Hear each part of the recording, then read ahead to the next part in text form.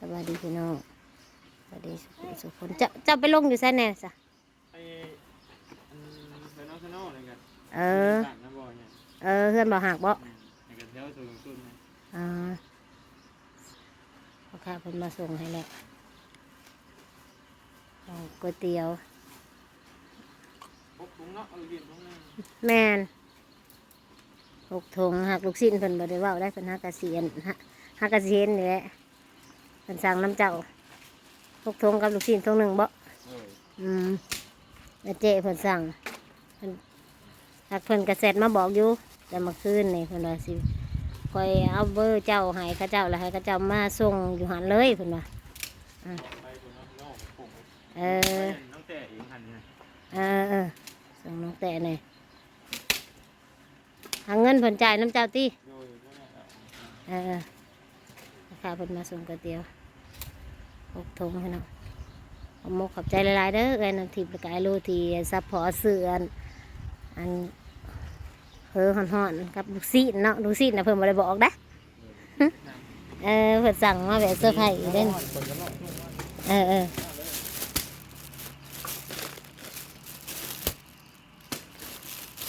ว่าขอบใจหลายๆขอบใจหลายๆถือเอาวัสนะตัวนี้กินบ่ฮะกินบ่แหลนคือแหลนแล้ว ลูกซีดนะแบบเซอร์ไพรส์ห้องเพิ่นบ่ได้บอกเนาะว่ามีลูกซีดแน่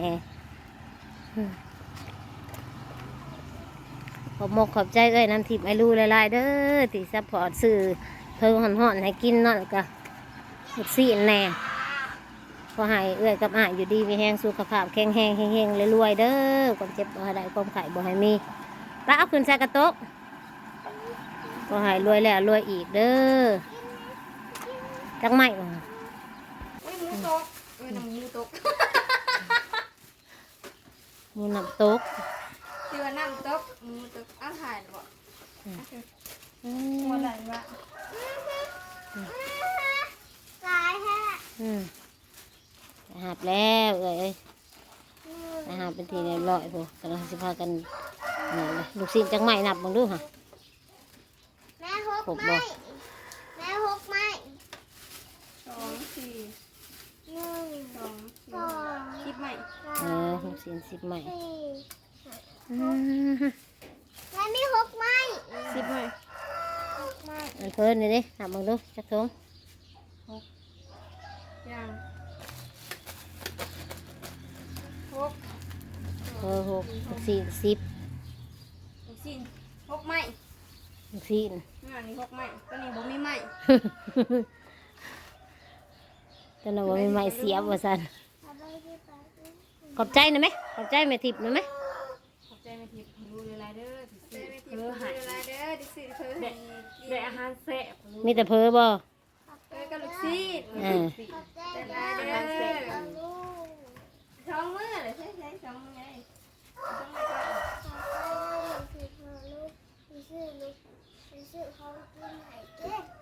เอากินไหนยังอ่ะนะตาต้าน่ะแนมลูกซีมาได้หัวซีมแล้วซีมึงดูกินหน่อยไหมซีมึงดูแซ่บบ่น้ำจิ้มบ่มีบ่อยู่ในอันไหนดิเอามาเมื่อวานนี่เบิดบ่กล่องหนึ่งเล็กกว่ามันยังกล่องน้ำจิ้มไม่หนึ่งไหนน้ำจิ้มบ่มีบ่เมื่อวานนี่ก็มันยังกล่องหนึ่งยังไม่ได้ไข่ไม่เห็นแต่ตัวมันไข่เดียวตัวมันไข่นะโหลูกชิ้นน่ะ10 ไม้แซ่บบ่วาสนา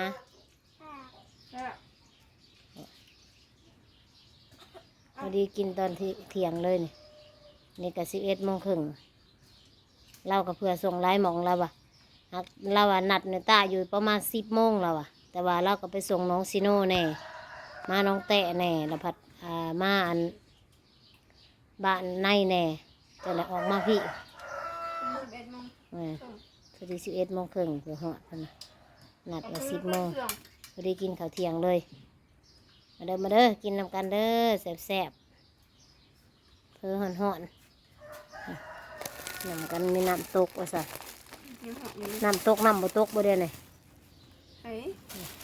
น้ำตกเบิด บอก เอ้ยอันเดียวน้ำตก ตัวหนักคือน้ำใส น้ำใสอันหนึ่ง อืม น้ำใสอันหนึ่ง แซ่บบอกว่าสนาฮะแซ่บโหนสิกินบอกเขาอันเพิ่นน่ะ บ่พอ กิน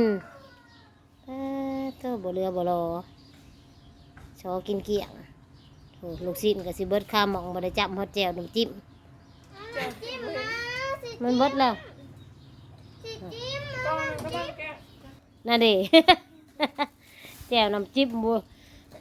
บักกะลบซ่อนอยู่ในพัก พักอันหนึ่งว่าของอันนี้ อืม กินจะเบิดทักเห็นน้ำจิ้มด้วย อืม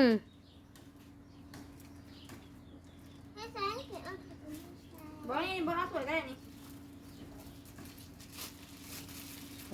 โหอืมแซ่บนะเฮ็ดจังไดวาสนา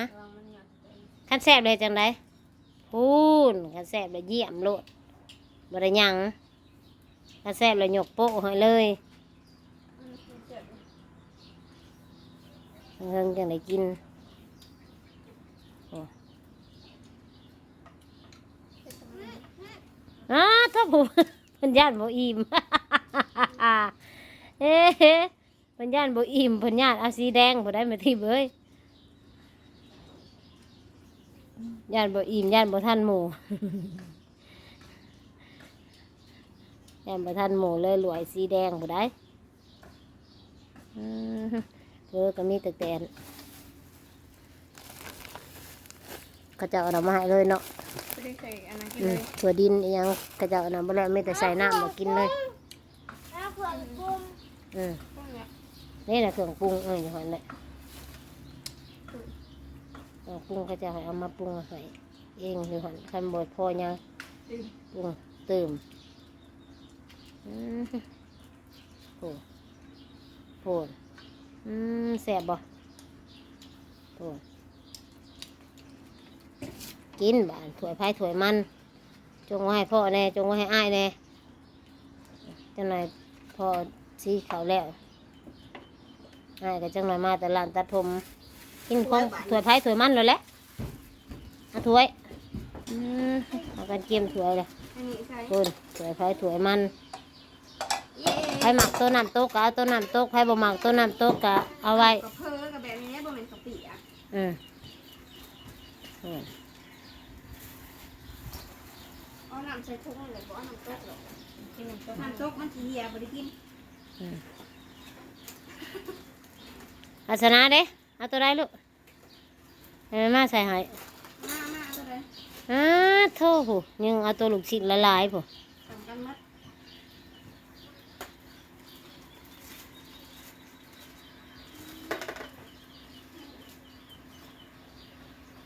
น้ำตกแก้น้ำใส่ ก็ใส่แล้ว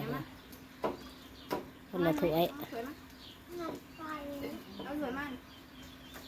ขอให้กับอ้ายอยู่ดีมีแห้งร่ำรวยเด้อรวยแล้วรวยอีกเด้อรวยลูกค้าหลังไหลเข้ามาซื้อประกันภัยนำหลายๆรวยเงินรวยทอง ยังไปจิแกะให้ยังเด็กไปแกะเลย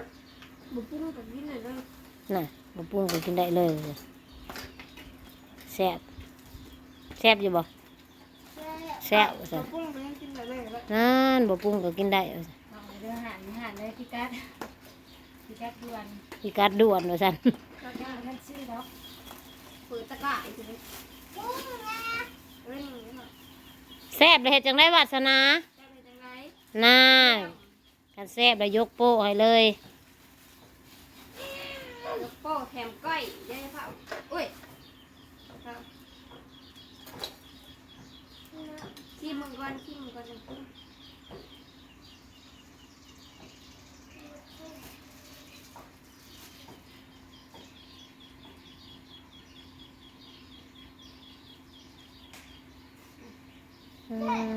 แซ่บ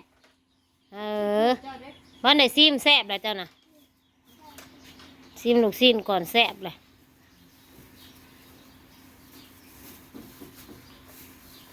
กินแล้วเราลงไปเอางัวกินน้ำ ล่อยงัวเรากินน้ำอ่ะ ตัวแสบนะสุอาชีพแบบ บ่อยากปรุงแสบเลยว่าซะ แสบแบบพุ่งมายาเนาะอ่ะ แสบแล้วแสบแล้วสำหรับกินนี้แม่ตาลาเลยเด้อพอๆกันคลิปหน้าพี่น้องจังได้ก็ฝากเบิ่งฝากชมกดไลค์กดแชร์เป็นกำลังใจให้ส่องแม่ตาในอยเด้อพี่น้องเอ้ยฝากเบิ่งฝากชมบ่ผ่านโฆษณาก็ดีใจแล้วพี่น้องสบายดีสุขุสุขคนพอๆกันคลิปหน้าพี่น้องขอบมกเจ้าจังได้ก็ขอบมกขอบใจเอื้อยทิพย์แล้วก็ไอ้รู้หลายๆเด้อทางเมืองนอกเมืองนาพอแล้วเพิ่นซื้อข้าวเปียกเลี้ยงขอให้อิ่มน้ำสำราญอิ่มบุกอิ่มใจเด้ออิ่มบุญขอให้ได้บุญหลายๆเด้อบุญขับนำสู่ให้อยู่ดีไม่แห้งอยู่เย็นเป็นสุขสั่งลูกปุกขึ้นเฮงๆรวยๆเด้อเด้อความเจ็บบ่ให้ได้ความไข่บ่ให้มีค้าขายประกันภัยก็ให้ขึ้นให้เกินให้หุ่งให้เฮืองมีผู้มาสื่อนำหลายๆมีผู้นับถือลือหนามีผู้นิยมผู้หักผู้แพงสบายดี